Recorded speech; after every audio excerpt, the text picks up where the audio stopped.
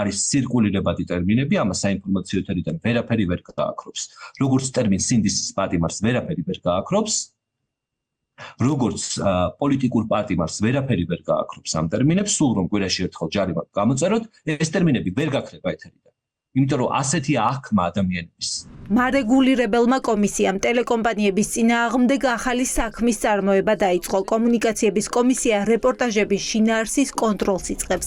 სინდისის პატიმარი, ოლიგარქი, ოცნების მინისტრი, ფრაზებს, რომელიც საყოველთაოდ გავრცელებულია კომისიას სადაოთხდის. ეს ცირკულირებადი ტერმინები არც ტევებირველის მოგონილი არ არის და არც ერთი კონკრეტული ადამიანის მოგონილი არ არის.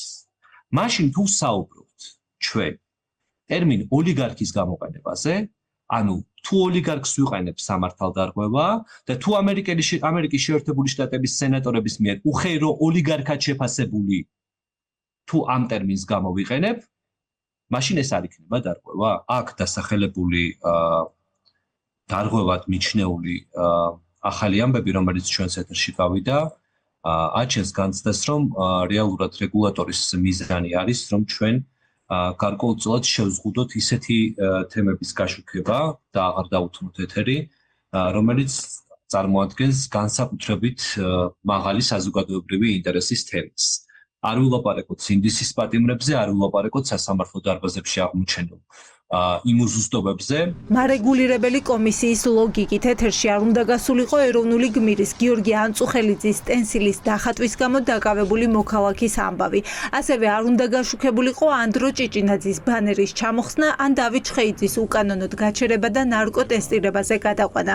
ტევ პირველის პოზიციაა, რომ ამბების გაშუქება არ შეწყდება მხოლოდ იმის გამო, რომ რომელიმე უწყება მასთან არ თანამშრომლობს. ბუნებაში არ არსებობს ვერ იპოვით ვერცერთ შემთხვევას. როდესაც რომელიმე უწყებამ ტევ პირველის ახალი ამბების სამსახურს რაიმე საპასუხო კომენტარი მიაწოდა იმ თემასთან დაკავშირებით, რომელსაც ტევ პირველი აშუქებდა და ისეთში არ გასულა. აი დააგზავნეთ წერილები, დავიწყოთ მთავრობის ადმინისტრაცია, შინაგან საქმეთა სამინისტრო, სახელმწიფო უსაფრთხოების სამსახური, განათლების სამინისტრო, საგარეო საქმეთა სამინისტრო, ნებისმიერი უწყება.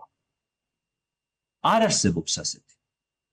და თუ უწყება კომენტარს არ აკეთებს, მე მის კომენტარს ვერ მოვიგონებ და მის ნაცვლად ვერ ვილაპარაკებ. ყველა ის ფრაზა, რასაც კომისია სადაოთხდის კონტექსტიდან ამოგლეჯილია, ჟურნალისტებიც და წამყვანებიც არა საკუთარი შეფასებებით, არამედ რესპონდენტებზე დაყრდნობით საუბრობენ და ეს ყველაფერი ახმადია სრულ სიუჟეტში, თუმცა კომისია მხოლოდ ცალკეული ფრაზებით მსჯელობს. მტკიცებულებებიც კი, რომელიც გაგვიზიარდა ჩვენ როგორც ამ სავარაუდო დარღვევების მაიდენტიფიცირებელი, ესეც იმის ნიშანი არის, რომ 6 წუთიანი სიუჟეტიდან, როდესაც მხოლოდ 20 წამიან სიუჟეტს გვიზიარებს, როგორც დამადასტურებას კონკრეტული დარღვევის, ეს ნიშნავს, რომ კომისია თავიდანვე არასწორად ხედავს კონკრეტული დარღვევის იდენტიფიცირებისთვის აუცილებელ პირობებს.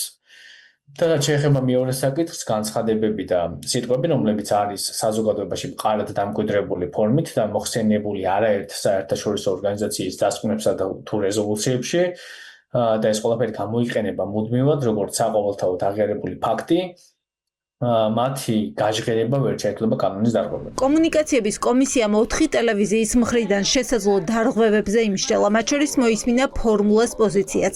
მაშინ როცა სადაო ხდება ფრაზები, ოცნების პარლამენტი, ოლიგარქის პარტია, იურისტი შიშობს, რომ კომისია ჟურნალისტურ ტერმინოლოგიებში ერევა. კომისიამ ვერ ახსნა, რა კრიტერიუმებით გამოარჩია ეს სადაო ფრაზები სხვა ჟურნალისტური ენისგან, რომელიც ასევე დამკვიდრებული და ყოველდღურად გამოიყენება მედიაში.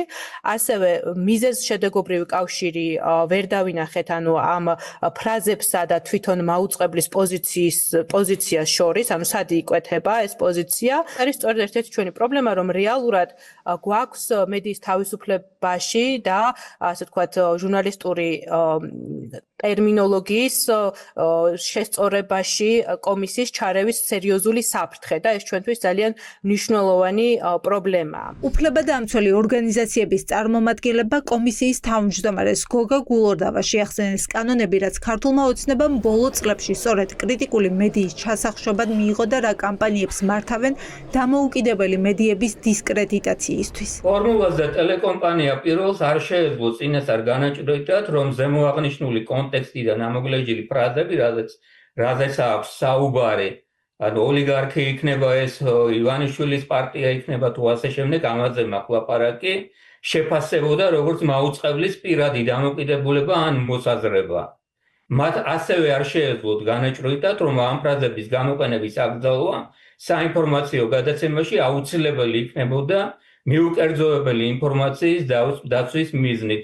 ესეც არის ფრაზები ევროპული სასამართლოს შესაბამისი გადაწყვეტილებიდან. მილიონი სიუჟეტია მომზადებული, სადაც ამაზეა საუბარი, რომ მედიას, ან ჩვენთან იყო მძიმე ფორმის ბოიკოტი და ნაწილობრივ გრძელდება, ანუ მართველი პარტიის წარმომადგენელი არ მიდის ტელევიზიაში და ეს ვრცელდება მთელ სახელმწიფო ინსტიტუტებზე, არსებობს როდესაც ღია დეკლარირებული ბოიკოტი, ანუ ეს პრაქტიკულ იმპლემენტირებასთან დაკავშირებით ძალიან პრობლემური არის. თუ კომისია დაადგენს, რომ ტელეკომპანიებმა კანონი დაარღვიეს, მოსალოდნელია ან გაფრთხილება, ან ფულადი ჯარიმა. მარეგულირებელი კომისია გადაწყვეტილებას 8 აპრილს გამოაცხადებს.